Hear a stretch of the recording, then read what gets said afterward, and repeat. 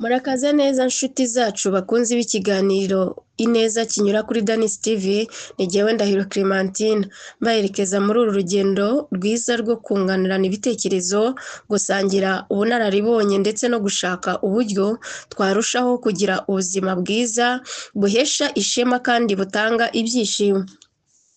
Uyu munsi turaganira ku ngingo ikomeye cyane ikora ku buzima bwacu bwa buri munsi, ikaba ifite imbaraga zo guhindura uburyo tubaho n'uko tubana n'abandi. Iyi ngingo ni iyi: banza kwiyitaho wowe mbere yo kwita ku bandi. Ni ijambo rimwe gusa ariko rifite ubutumwa bwimbitse. Kwitaho wowe ubwawe mbere yo gushaka kwita ku bandi cyangwa ku bindi byose ni ihame, ni ingenzi mu buzima. Gusobanukirwa insanganyamatsiko: iyo tuvuga kwiyitaho wowe ubwawe, benshi bahita bumva ibintu bitandukanye. Hari abatekereza kurya neza, abandi bakumva imyambarire, abandi bakabona mu myitozo ngororamubiri cyangwa kwisiga neza. Nta kibazo, ibyo byose nibyo, ariko si byo byonyine. Kwiyitaho bigarukira mu bice bine by'ingenzi: kwitaho mu mubiri, kwitaho mu bitekerezo, kwitaho mu mutima no mu marangamutima, kwitaho mu buryo bw'umwuka. Ibi byose byubakana bigashyira umuntu mu buzima bwuzuye kandi bufite umurongo. Kuki ugomba kubanza kwiyitaho? Hari impamvu nyinshi zituma tugomba kwibuka ko twe ubwacu turi ishingiro z'ubuzima bwacu. Ntacyo wahereza abandi udafite. Umuntu utuje mu mutima, ufite amahoro, niwe ushobora kuyasangiza abandi. Ariko iyo udatuje imbere muri wowe mu mutima, biragoye guha abandi ituze. Ubuzima bwawe nibwo burimo isoko y'imigisha yawe. Iyo ubuzima bwawe bwacitse intege, imishinga yose watekereza irahagarara. Kwiyitaho ni ikimenyetso cy'urukundo. Iyo wikundira, uba wemeye ko ufite agaciro kandi ukomeye, kandi hari byinshi ushobora kugeraho. Niyo mpamvu dufata urugero rw'indege. Iyo uri mu ndege, baguha amabwiriza, bakakubwira ko mu gihe habaye ikibazo ugomba kubanza kwambara agapfukamunwa, ugaha umwuka mbere yo gufasha undi. Kuki? Kubera ko nta muntu ushobora gufasha undi mu gihe we ubwe adatekanye. Uko wakwiyitaho mu mubiri: umubiri ni inzu yacu, ni urusengero. Iyo utawitayeho, byose biragabanuka cyangwa bikahungabana. Kurya neza: hitamo indyo yuzuye irimo imboga, imbuto n'ibiribwa bitanga intungamubiri. Kugira akaruhuko gahagije, gusinzira byibura amasaha 7 cyangwa 8 mu ijoro. Kwimenyereza siporo, imyitozo ngororamubiri ituma umubiri ukora neza, ugateza imbere imbaraga no gutekereza neza. Kwirinda imyitwarire yangiza nk'itabi, inzoga nyinshi cyangwa n'ibindi byangiza ubuzima.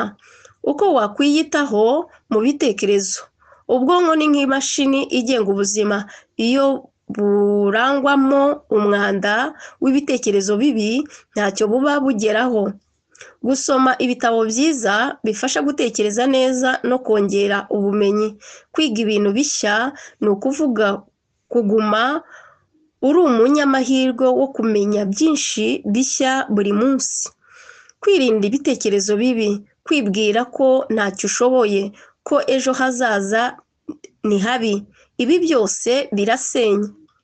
Kugira igihe cyo gutekereza neza ku hazaza, gushyiraho intego no kuzitekerezaho. Uko wakwiyitaho mu mutima no mu marangamutima: kwemera amarangamutima yawe, kwishima, kurira, kugira agahinda, byose ni ibisanzwe. Kwirinda kwirundanyaho ibibazo, kuganira n'inshuti n'umuryango cyangwa n'abajyanama. Kugira imbabazi: kubabarira abandi no kubabarira wowe ubwawe, gushimira no kubona ibyiza, gushimira Imana n'abantu ku bintu bito cyangwa ibinini, uko wakwiyitaho mu mwuka. Umwuka ni isoko y'ibyishimo n'amahoro y'ukuri. Isengesho ni uguhuza umutima wawe n'Imana ikaguha imbaraga zo gukomeza. Kwisomera Bibiliya cyangwa ijambo ry'Imana rikuyobora mu nzira nziza. Kwitabira amakoraniro cyangwa amateraniro aho usangira n'abandi, gufatanya kubaka ubugingo. Kwemera ko ubuzima bwacu bufite inshingano ikomeye, si ukuryama gusa ahubwo ni ugusiga umurage. Ingero z'abantu bananiwe kubanza kwiyitaho. Hari abantu benshi twabonye mu buzima bugiye burushya abandi, ariko bo ubwabo bakisanga barashize.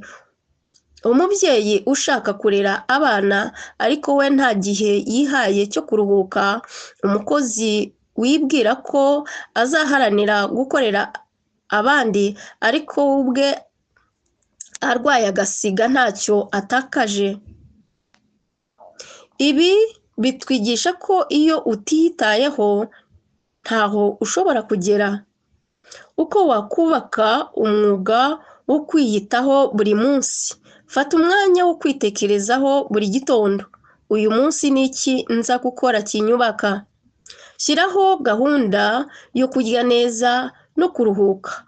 Shaka umwanya w'amasengesho n'ibitekerezo byiza. Komeza kwiga no gukura mu bitekerezo. Ubuhamya n'inama zifasha.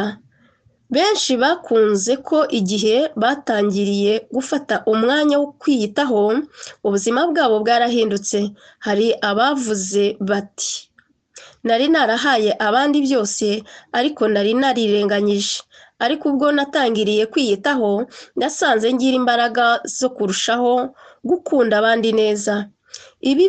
Ibi ni byo nawe nshuti yanjye ushobora kugeraho. Nshuti zacu bakunzi ba Danis TV, uyu munsi twize isomo rikomeye.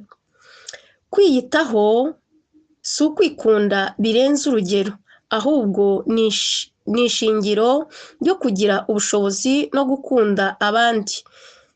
Iyo wiyitayeho, uha abandi ikivugiro, urukundo n'ubutumwa bufite imbaraga. Niyo mpamvu insanganyamatsiko yacu twongeye kuyisubiramo. Banza kwiyitaho wowe mbere yo kwita ku bandi. Shalom.